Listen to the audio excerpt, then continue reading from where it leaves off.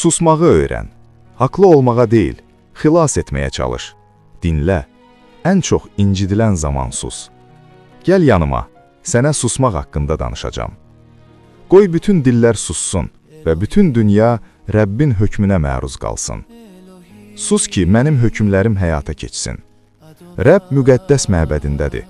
Qoy hər kəs onun önündə sussun, deyən yazını xatırla. Mən məskən saldığım qəlb mənim məbədimdir. Mən məskən saldığım insan susacaq, ürəyində məskən salana mənə hörmət edəcək. Dilini saxlayan canını qoruyar, boşboğaz isə başını bəlaya salar. Bu sözlər susmağın xilas verdiyini, yersiz danışığın isə ölüm gətirdiyini deyir. İnsanın dilində yaxşı söz olsa, onun xeyrini yeyər. Xain isə zorakılıq istər. Əzizim, bu sözlər doğru yerdə deyilən sözlərin mütləq bəhrə verəcəyini deyir. Deməli, bütün sözlərin bəhrəsi var.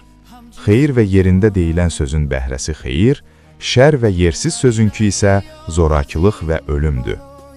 Yerində deyilən sözlər gümüş oymalar içində qızıl almalara bənzər.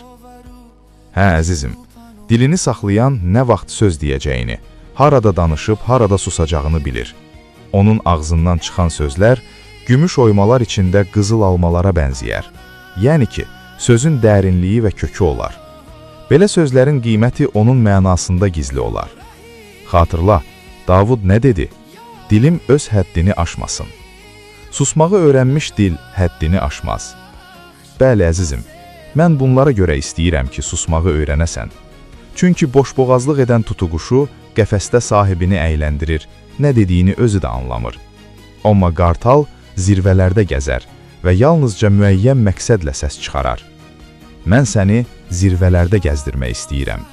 Ona görə də susmağı və yalnızca lazım olanda danışmağı öyrətmək istəyirəm.